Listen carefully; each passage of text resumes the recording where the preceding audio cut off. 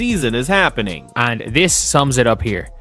So, we saw this post, obviously somebody's dog, I don't even know exactly who this is, to be honest, they said their dog was named CC after Caitlin Clark. Caitlin's response, both are welcome courtside this year. That's one of those things. And by the way, like, people like Caitlin Clark and injuries tend to be calculated in quite a lot of things they say. Caitlin Clark just dropped 5 words that exploded the WNBA's biggest labor lie. A 700% pay raise hangs in the balance, threatening the entire 2026 season. But Clark's casual post wasn't accidental. It was a calculated, devastating blow to the Players Association. A public declaration the season is happening. Union demands be damned. This wasn't a slip-up. It was a strategically placed bomb revealing who truly holds power in women's basketball. The silence from negotiating tables was deafening as careers and carefully crafted leverage evaporated instantly.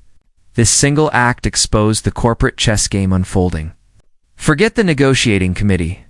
The real power players aren't at the table. Caitlin Clark is the most important figure in these CBA negotiations. Period. Second, Angel Reese. Third, Sabrina Ionasu. Fourth, A.A. Wilson. And shockingly, fifth is Paige Buchers, who hasn't even played a single WNBA game yet. These 5 women are the undisputed future of the league. With Clark's declaration, they sent a clear message. The 2026 season is a guaranteed reality. Regardless of what the Players Association threatens, their collective influence now dwarfs any union demands. But wait, a 6th undeniable force pulls the strings. Nike. The swoosh isn't just a sponsor.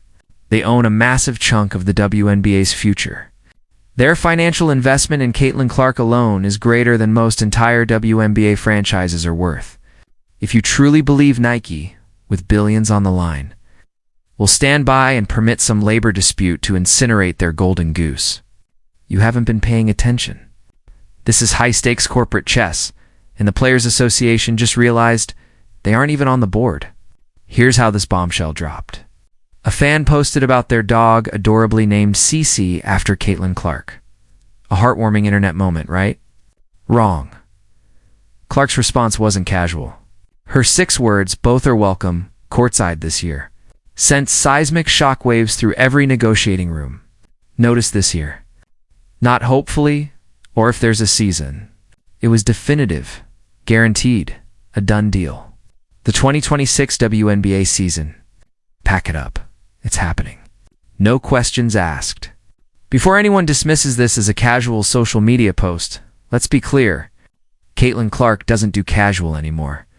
Every word she utters, every post she shares is meticulously calculated and strategically deployed. She operates with a team managing her colossal brand. Do you honestly think she accidentally confirmed the WNBA season? Please, this wasn't a mistake. It was a deliberate, pointed message, not to her fans, but directly aimed at the negotiating table, cutting the union off at the knees. Clark wasn't alone in this strategic maneuver. Angel re-executed a remarkably similar tactic this week. She publicly discussed her biggest goals for the upcoming season. Not framed with doubt, but with absolute certainty. Ree talked about making the playoffs, about winning games, about transforming the Chicago Sky into a legitimate contender. She spoke as if the season was an undeniable foregone conclusion, a guaranteed reality. And for her, as one of the league's undeniable stars, it truly is. These 2 women are 4 distinct yet equally critical reasons the most important players in the league. Caitlin Clark is the undeniable engine driving ratings, securing sponsorships, and drawing unparalleled mainstream appeal.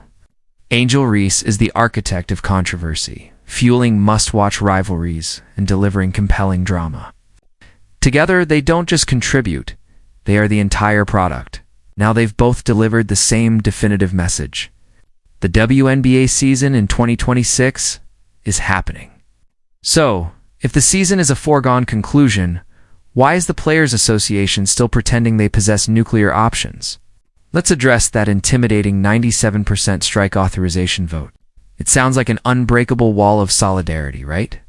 Like the entire league is ready to walk away. But here's the brutal reality check. That vote means absolutely nothing. Zero. 97% of players didn't vote to strike. They merely voted to grant the negotiating committee permission to threaten a strike if negotiations break down. A massive difference. Think from a player's real-world perspective. The union urges, "Hey, we need you to authorize a strike as leverage if talks go south." What do you say? No. Are you the single player who breaks ranks? The villain who refuses to support teammates? Of course not. You vote yes. You display solidarity. You project a united front. Even if missing a paycheck absolutely terrifies you. Even if your entire brand hinges on playing basketball. You vote yes because that's the expected, inescapable thing to do. But let's be honest. If that vote came back at 60% instead of 97%, would it make any difference? No, because the threat of a strike, regardless of actual intent, is the sole shred of leverage players possess. If half the league voted against it, Players Association would cave immediately, and the league would simply steamroll forward. So, every player votes yes. It's not courage, it's survival. It's the only path to securing that 700% pay raise instead of a mere 300%. Let's not lose sight of the staggering numbers. A potential 700% pay increase. Players are undeniably going to receive significantly more money. They know it. The league knows it. Nike knows it. This entire negotiation isn't about whether they'll get more money. It's purely theater. It's about how much more and what the precise breakdown will look like. But the audacious idea that the season won't happen, that, my friends, is an empty bluff. And Caitlin Clark just ruthlessly called it. Here's where true leverage, undeniable corporate weight becomes impossible to ignore. Nike is planning an earth-shattering reveal. Caitlin Clark's signature shoe debuting during a Super Bowl commercial. The Super Bowl, the biggest advertising day of the year. February 9th. Do you really believe Nike will spend millions on an ad promoting a shoe tied to a player in a league that might not even have a season? Come on, Nike. Know something the Players Association desperately pretends not to. The 2026 WNBA season is absolutely locked in. The depth of Nike's investment and Clark's leverage is almost unfathomable. If Team USA were to shockingly leave Caitlin Clark off the upcoming national team camp in March, Nike could pull its entire sponsorship on the spot. That's the scale of the investment. That's the level of power Clark now wields. She has transcended being just a player. She is a billion-dollar business entity. Businesses don't negotiate anymore. They dictate terms. So why does this meticulously orchestrated public messaging matter? Because the Players Association's core strategy depends on manufacturing panic. They're trying to scare fans, sponsors, in the league into believing the season might not happen, forcing concessions through fear.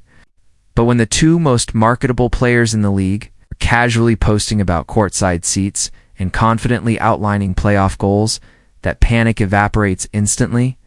Fans aren't worried. Sponsors aren't worried.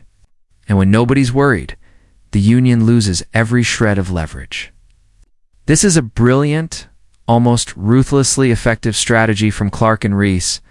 Whether it was coordinated or purely serendipitous doesn't matter. The result is the same. They are systematically dismantling the union's negotiating position by acting as if the season is already a done deal. And the uncomfortable truth? They're almost certainly right. They understand market power in a way the union appears to be willfully ignoring. At the end of the day, the Players Association cannot allow its legacy to be defined by destroying the very sport that built its members' careers. Imagine the historical weight of being remembered as the union that killed the biggest, most anticipated season in WNBA history. Imagine being forever blamed for Caitlin Clark, Paige Bueckers, Angel Reese, and A'ja Wilson not playing in 2026, the year the league was poised to explode. That would be a self-destructive legacy no one wants. And timing matters. Unrivaled just wrapped its season, and the viewership numbers were brutal. They averaged a paltry 30,000 viewers per game. Paige Bueckers was the only consistent draw, and even then, games without her struggled to crack for figures. Natasha Cloud's claim that Unrivaled could operate year-round independent of the WNBA was bold but disastrously timed. Those numbers prove Unrivaled needs the WNBA far more than the WNBA needs Unrivaled. When your backup plan barely draws 1,000 viewers in a warehouse, and your main league routinely sells out arenas driven by Caitlin Clark's star power, you don't have leverage. You have delusion. The WNBA isn't replaceable. The product isn't interchangeable. Fans want real rivalries, real history, and real stakes. They want Clark versus Reese. They want playoff races and championship runs. They do not want a glorified pickup league in a Miami warehouse. Let's address another elephant in the room.